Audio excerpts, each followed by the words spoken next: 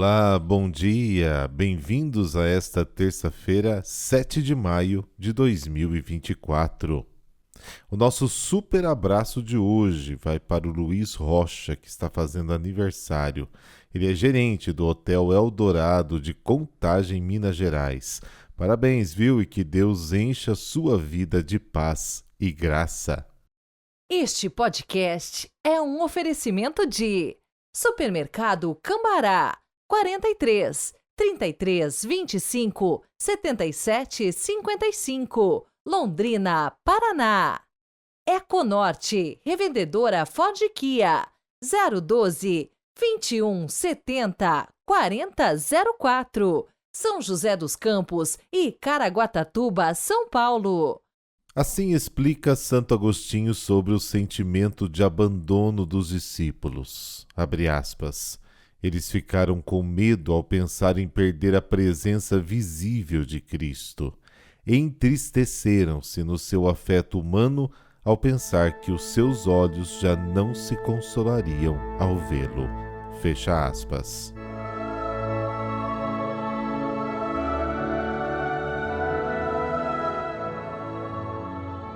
Pelo sinal da Santa Cruz, livrai-nos Deus, nosso Senhor, dos nossos inimigos. Ó Deus, que o vosso povo sempre exulte pela sua renovação espiritual, alegrando-nos hoje porque, adotados de novo como filhos de Deus, esperamos confiantes e alegres o dia da ressurreição. Amém.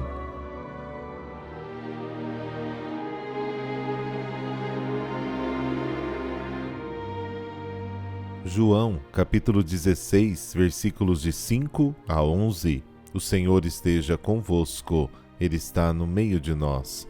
Proclamação do Evangelho de Jesus Cristo segundo João. Glória a vós, Senhor. Naquele tempo disse Jesus aos seus discípulos: Agora parto para aquele que me enviou, e nenhum de vós me pergunta: para onde vais? Mas porque eu vos disse isto, a tristeza encheu os vossos corações.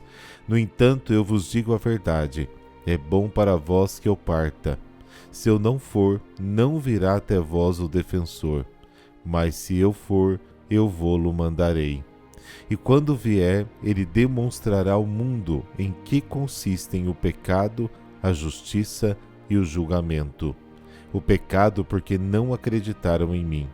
A justiça porque vou para o Pai, de modo que não mais me vereis. E o julgamento porque o chefe deste mundo já está condenado. Palavra da salvação. Glória a vós, Senhor.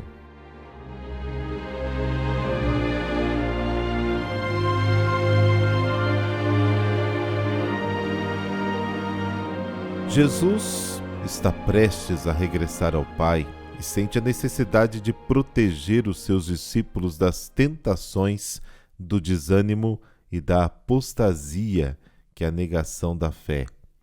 Em circunstâncias tão dolorosas, os discípulos experimentarão angústia e sofrimento, semelhantes às dores do parto, mas a sua tristeza se transformará em alegria quando Jesus voltar para levá-los consigo. João 16. Esta felicidade será parcialmente provada por ocasião da aparição do ressuscitado aos 12. O coração dos discípulos não deve ficar perturbado pelo anúncio da partida de Jesus, porque ele regressará e eles através do seu Espírito. A função do Espírito Santo é convencer o mundo do pecado, da justiça e do julgamento. Ele fornecerá aos discípulos, no fundo da sua consciência, provas irrefutáveis do grave crime cometido pelo mundo incrédulo, rejeitando a revelação de Jesus e o matando. O Espírito convencerá o mundo do seu pecado, porque não acredita em Jesus. O pecado do mundo é a incredulidade.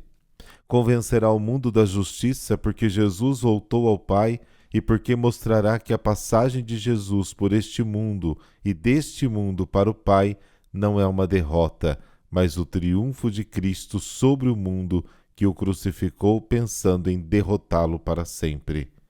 O Espírito da Verdade fará justiça a Jesus ao rever o julgamento injusto em que ele foi injustamente condenado. Aliás, anulará a sentença a seu favor. A aparente derrota de Cristo na cruz constitui o seu regresso glorioso a Deus, a sua entrada triunfal na glória do Pai. O Espírito acabará por convencer o mundo do julgamento, pois o príncipe deste mundo está julgado. Ao rever o julgamento de Jesus no fundo das suas consciências, o Espírito da Verdade mostrará aos discípulos, na fé, que o principal responsável pela paixão e morte de Cristo, o diabo, foi julgado e condenado justamente quando parecia que ele obteve a vitória completa sobre Jesus, fazendo-o morrer. O príncipe deste mundo foi derrotado, como está no capítulo 12 de João, e expulso do mundo com a exaltação do Filho de Deus.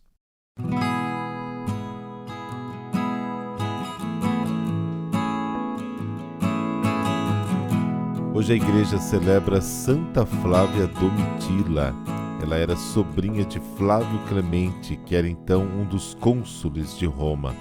Nesta época, os cristãos que não adoravam os deuses romanos eram considerados ateus.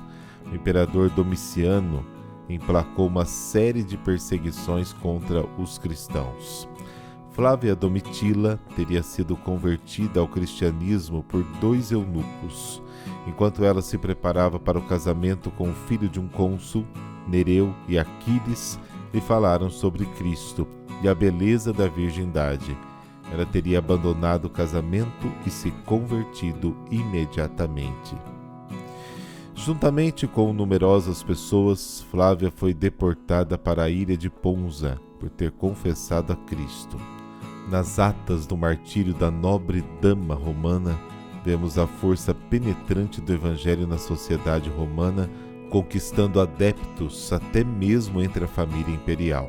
Sua morte aconteceu de forma lenta, cruel e dolorosa, numa ilha abandonada, sem as menores condições de sobrevivência, conforme escreveu sobre ela São Jerônimo. Hoje celebramos a vida de mais uma mulher que morreu pela defesa da fé.